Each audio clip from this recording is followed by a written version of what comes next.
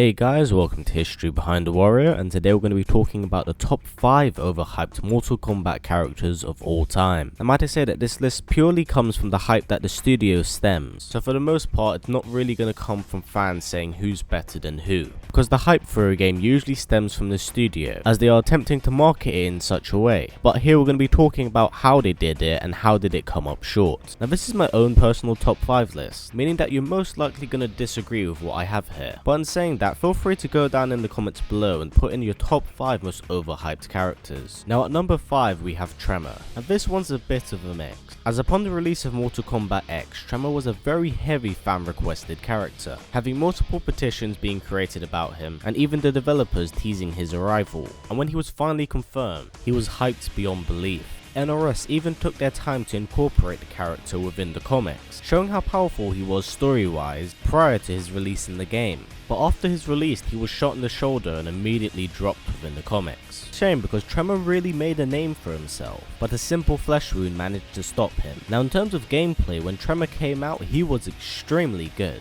but upon patch after patch, he's slowly been dwindling down the tier list. Now I wouldn't really say that Tremor's an overhyped character, but the studio did put him at a very high pedestal upon his release, and ever since then they've been knocking him down bit by bit, which is why Tremor is at number 5 on this list. Now at number 4 we have Blaze, a character that has been lingering around for many years, finally given the limelight in Armageddon, where we learn that he's a being created by the gods, and the be all and end all of all things really. At least that's what it displayed in the trailers. When we finally see Blaze in the game, he's more or less a tool, and pretty much for the entirety of the Mortal Kombat Conquest mode in Armageddon, plays no memorable or threatening role in the story, being like he very much so sat on the back seat whilst Haven and Dagon took the spotlight, which is a severe problem when you're the main boss of a fighting game. Being the middleman is not a great way of presenting yourself as an actual threat. So this is what made Blaze a very overhyped character through the trailers, and a massive disappointment when he finally arrived in the game. It's not so much the character's fault, but more the writing. This was the period where Midway had some very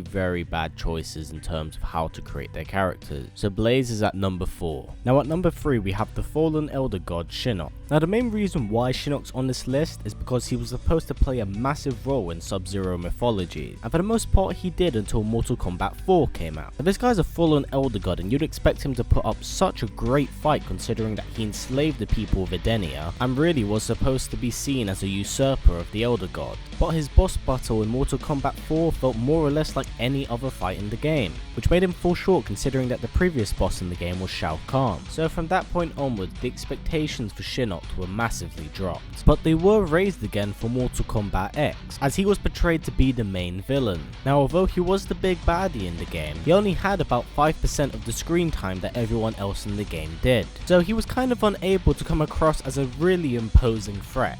Now he did gain a new form, which made him seem a lot more dangerous, but in reality, if you're in a new form and you could be defeated by someone using the same tactic they did before, your new form is well kinda shit. Now I wouldn't say it's so much Shinnok's fault, but it's very much so mediocre writing, which is an honest shame for someone to have the credentials of being a fallen elder god, but being about as sinister as a 2-day-old puppy. Now at number 2 we have Shijenko. Now I'm going to be slightly biased here and put my own reasons why I put Shijenko here as well. He was 100% supposed to be the new Liu Kang. Ed Boon even said this himself. So needless to say that this character's expectations were set extremely high. Now I'm not going to discredit the Conquest mode, as although many people did find it boring, it expanded the universe of Mortal Kombat beyond like anything had before it. And this seemed to be at the expense of Shijenko, as for the most part of the entire story he was more or less an errand boy, which is an absolutely awful way to try and give your character the credentials to be the next champion of Mortal Kombat. And the character could have been given so much more even after Deception, but he'd be in fact dropped at Armageddon for Dagon and Taven, and I believe this hurt the character a hell of a lot more,